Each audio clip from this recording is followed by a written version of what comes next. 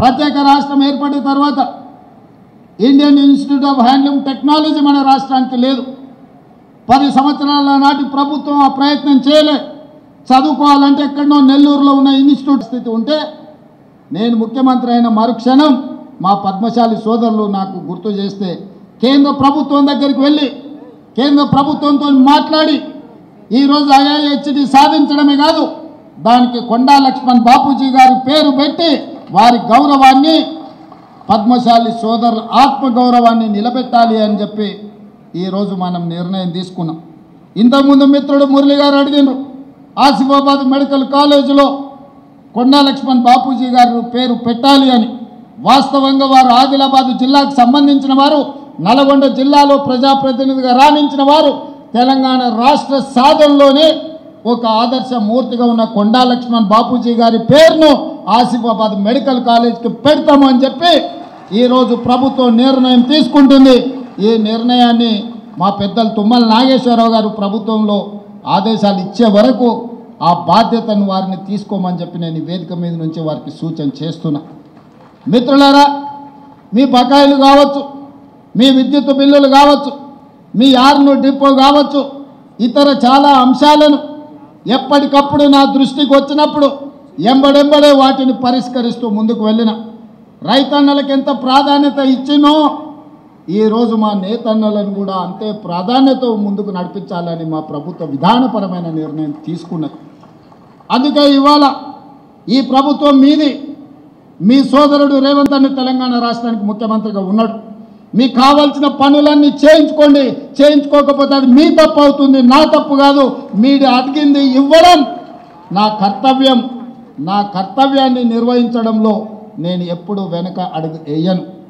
మీకందరికీ తెలుసు, కష్టం వచ్చినా నష్టం వచ్చినా ఇబ్బందులు వచ్చినా ఏదొచ్చినా ఎదుర్కొని నిలబడ్డ నేను ఈరోజు మీ అందరి ఆశీర్వాదంతో తెలంగాణ రాష్ట్రానికి 2వ ముఖ్యమంత్రిగా అత్యంత చిన్న వయసులోనే ఈరోజు ఈ బాధ్యత నాకు వచ్చింది. ఈరోజు నాకు ఏ చీకు చింత లేదు, ఏ వ్యసనాలు లేవు, ఏ అవసరాలు లేవు.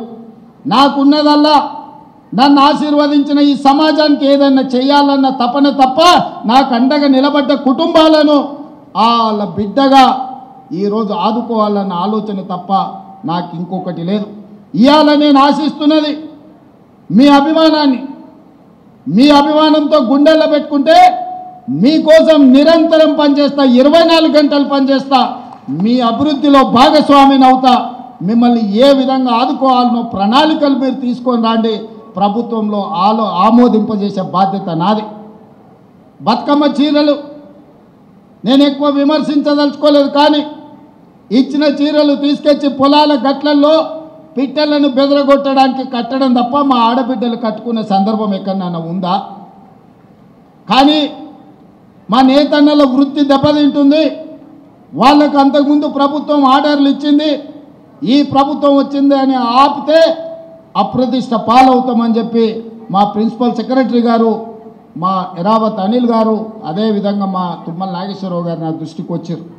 నేను ఆలోచన చేసిన, నిజంగానే కుల వృత్తులను, చేతి వృత్తులను అంతరించి పోనీయొద్దు, వాటిని కాపాడాలంటే ఏం చేయాలని ఆలోచన చేసి ఈ తెలంగాణ రాష్ట్రంలో 65 లక్షల మంది ఆడబిడ్డలు స్వయం సహాయక సంఘాలలో సభ్యులుగా ఉన్నారు.